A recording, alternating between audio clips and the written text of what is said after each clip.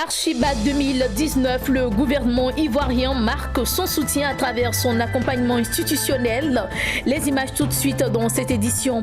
Et puis nous parlerons d'emploi jeune. Le forum des stages referme ses portes à Abidjan. Une 4e édition qui a permis aux jeunes de mieux cerner les critères de l'employabilité en Côte d'Ivoire. Voici pour les titres. Mesdames et messieurs, bonsoir et merci d'être avec nous pour cette édition. Durant 5 jours, Abidjan, la capitale économique, aura vécu au rythme d'Archibat 2019, le salon de l'architecture et du bâtiment. Ils étaient plus de 300 exposants et 30 000 visiteurs à prendre part à cette grande messe de l'espace bâti. Le gouvernement ivoirien a marqué tout son soutien à travers son accompagnement institutionnel et des visites régulières des membres du gouvernement. Notre équipe de reportage a recueilli des réactions des ministres François Amicha, ministre en charge de la ville, et de Brice Kwasi, secrétaire d'État en charge de l'éducation nationale, de l'enseignement technique et de la formation professionnelle. On les écoute. Ce salon est devenu une institution.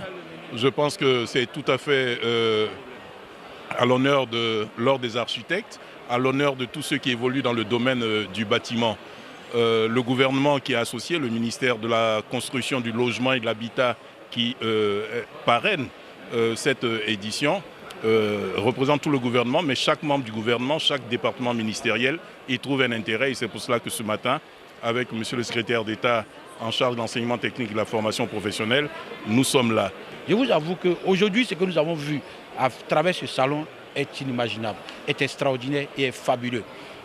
Il y a une information, il y a une communication, il y a un marketing que nous devons faire désormais autour de tout ce que nous avons comme filière du bâtiment, autour de tout ce que nous avons comme filière dans nos grandes écoles, autour de ce que nous avons comme filière ici en Côte d'Ivoire. Et le maillage est très intéressant. Restons toujours à Archibat 2019 où 300 exposants sont venus rencontrer le grand public à la recherche d'innovation d'un cadre bâti. Le coup de cœur de notre équipe de reportage est allé à la Société sino-africaine d'exploitation de carrières, une société dont le stand n'a pas désempli. Allons à la rencontre de cette entreprise. Chez nous, c'est du granit. Le granit à l'état pur, le granit vitrifié, sorti, j'allais dire en termes ordinaires, des carreaux à base de granit. Dans le secteur du BTP, tous les acteurs sont unanimes que le granit est le matériau de revêtement le plus solide. Et compte tenu du coût pratiquement inaccessible à certaines couches de la population, le granit était utilisé spécialement pour les paillages de cuisine. Mais aujourd'hui, je peux rassurer les acteurs du secteur qui peuvent utiliser le granit dans leur salon pour faire des revêtements, pour faire des routes avec, grâce à nos pavés. La particularité réside surtout dans la dureté. Le granit est découpé à l'état naturel, depuis l'extraction, sans compactage, sans assemblage, sans mélange. Parlons d'emploi jeune à présent dans cette édition. Dans le cadre du programme social du gouvernement ivoirien, le ministère de la Promotion de la Jeunesse et de l'Emploi des Jeunes a lancé le 2 septembre dernier la 2e phase du projet Agir pour les jeunes. Un mois après le démarrage des activités, l'heure est au bilan. Celui-ci a été présenté à l'occasion d'une conférence de presse animée par le directeur du partenariat et du financement de l'emploi jeune, le commentaire de Daniel Kodjo. Un bilan à mi-parcours jugé satisfaisant par l'agence Emploi Jeune, représenté à cette conférence de presse par Dribi Jacob, directeur du partenariat et du financement. Il ressort du bilan qu'à l'issue de la phase d'inscription, 77 210 jeunes ont été enregistrés sur toute l'étendue du territoire national entre le 16 et le 30 septembre 2019. Donc à ce jour, nous sommes à la fin de l'étape d'enrôlement qui a démarré depuis le 16 septembre 2019. Et qui jusqu'au 30 septembre a permis donc d'enrôler 93 042 jeunes sur un objectif de 19 500 à financer pour l'année 2019. Les 71 000 autres seront financés à partir de janvier quand nous allons entamer l'édition 3 de la même opération. Tout ce processus, nous avons de façon sur 2 semaines procédé à l'enrôlement des jeunes.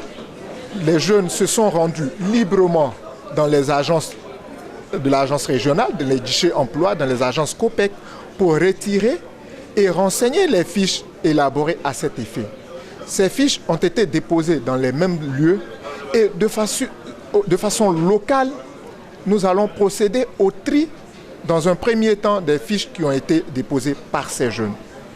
Après la phase d'enrôlement, les étapes suivantes sont la présélection au niveau local, la validation des présélections, la sélection définitive des bénéficiaires, la formation et la remise des chèques. L'occasion fut également donnée à l'agence Emploi Jeunes d'annoncer le lancement de l'opération Permis de conduire 2019. L'inscription à la présente édition débute le lundi 7 octobre et prendra fin le 17 octobre 2019. Pour postuler, il faut s'inscrire sur le site internet de l'agence Emploi Jeunes www.emploijeunes.ci. Et puis on poursuit avec la clôture du Forum des stages. Le rideau est tombé sur cette 4e édition du Forum. Un forum qui a réuni les étudiants et diplômés ivoiriens en quête de travail et les entreprises pourvoyeuses d'emploi. L'objectif de ce forum est de permettre aux jeunes demandeurs d'emploi de rencontrer les responsables d'entreprises afin de mieux cerner les critères d'employabilité de cette dernière. Le reportage est signé Mireille Oku, Ismaël Doza, commenté par Nadia Eounouz. Le Forum des stages a refermé ses portes ce vendredi au Sofitel Hôtel Ivoire d'Abidjan. 48 heures durant, le Sofitel Hôtel Ivoire s'est transformé en un carrefour de rencontres entre jeunes en quête d'emploi et entreprises à la recherche de la perle rare, le tout sur fond d'un premier stage. L'initiative est du cabinet Emperor Talent and Careers. Nous avons visé environ 2500 participants. À ce niveau maintenant, nous avons pour le moment atteint nos objectifs, en tout cas à la période où nous nous situons. 250 stages ont été proposés également, sachant que d'autres entreprises n'ont pas pu être présentes, mais ont également proposé d'autres stages en plus des 250. Pour les entreprises présentes, le Forum des stages est une initiative à saluer car leur permettant d'être en face des réalités de la question de l'employabilité des jeunes Ivoiriens. Notre rôle en partenariat avec certaines structures privées, c'est de faciliter l'accès à un entretien d'embauche ou bien l'accès à un stage en vue de permettre la réinsertion socio-professionnelle de nos jeunes qui ont étudié à l'extérieur. Je trouve que c'est une très bonne initiative, ce forum est bienvenu, ça nous permet de nous rendre compte un peu des réalités de la jeunesse en recherche d'emploi. D'abord, félicitations pour l'initiative, je crois que c'est une belle opportunité tant pour les étudiants, les chercheurs d'emploi et les entreprises. Les étudiants ont dit leur satisfaction quant aux opportunités qui leur ont été offertes lors de cette 4e édition du Forum des stages. Et je trouve que c'est une bonne idée parce que quand on finit les études, on n'a pas l'opportunité de rencontrer ce genre de forum pour pouvoir mieux connaître les perspectives, pour s'engager dans le monde du travail. Je suis vraiment heureux d'être là parce que ce forum m'a permis déjà même de déposer, comment dirais-je, quelques CV auprès des entreprises. Le fait que les entreprises se rapprochent des étudiants, voilà, je crois que c'est déjà, comment dirais-je, une très bonne chose pour nous les étudiants. Le cabinet Emperor Talent and Career donne rendez-vous aux jeunes en quête de stage ou de premier emploi l'année prochaine pour une toute autre édition du Forum des stages. Un rendez-vous attendu par aussi bien les étudiants que les entreprises.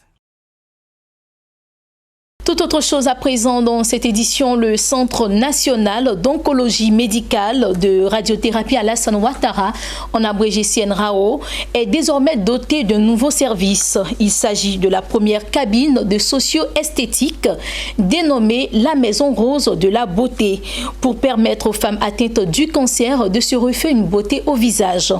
Ce nouveau service a été inauguré par Eugène Akawele, ministre ivoirien en charge de la santé et de l'hygiène au public. Le reportage avec Daniel Kodjo et Richard Akiki. Eugène Akawele, ministre de la Santé et de l'Hygiène publique, a officiellement inauguré la Maison Rose de la Beauté, le nouveau service du Centre national d'oncologie médicale et de radiothérapie Alassane Ouattara, CNRAO. Ce nouveau service a pour but de redonner et ou maintenir la beauté des femmes atteintes de cancer en traitement dans le dit centre. Ces dernières se réjouissent de l'existence d'un tel service en leur faveur. C'est vrai que moi, je n'aimais pas me maquiller. Je n'aimais pas du tout me maquiller. Mais ce centre a fait que j'ai commencé à me maquiller, à me faire toujours présentable pour aller au bureau et puis pour aller dans mes occupations. Convaincu que la beauté joue un rôle important dans le processus de reconstruction de soi, le CNRAO, en collaboration avec la Fondation L'Oréal, agissent notamment en faveur du développement des soins de beauté et de bien-être des victimes du cancer. Elles sont environ une centaine dans cette salle à avoir participé à ces activités de socio-esthétique. Par leur assiduité, par leur joie de vivre, elles ont démontré que se préoccuper du volet esthétique chez des personnes touchées par le cancer n'est pas accessoire, contrairement à ce que l'on pourrait croire. C'est tout aussi primordial que les soins spécifiques. Les soins esthétiques permettent aux patients de bénéficier de soins visage, des mains, de modelage, de maquillage et de conseils. Proposés aux femmes comme aux hommes, ils constituent aussi un moment d'écoute et de détente et contribuent ainsi à reprendre de l'énergie, à mieux gérer les effets visibles des traitements, les perturbations de l'image de soi. Cette initiative a été saluée à sa juste valeur par le ministre Eugène Aka Awele. Pour lui, la Maison Rose de la Beauté vient à point nommé pour permettre aux patientes de garder confiance en elles.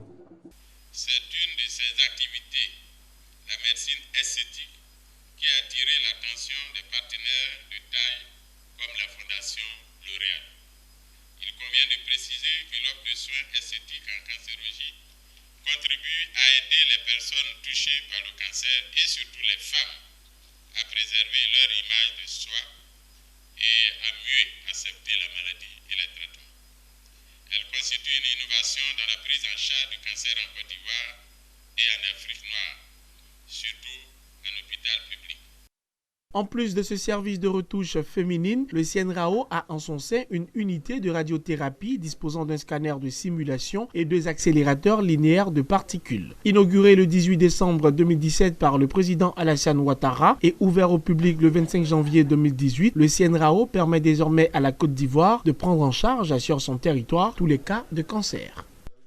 Et pour finir cette édition, cette information bref et en images, la Banque africaine de développement BAD a organisé à Tunis un séminaire d'opportunités d'affaires dédié à l'Afrique du Nord.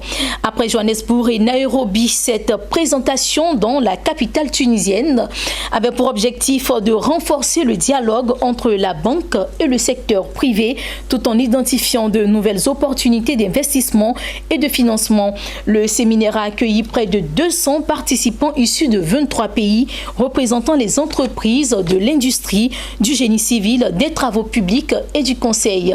Fin de cette édition, merci de nous avoir suivis. Restez sur Business N4, les programmes se poursuivent.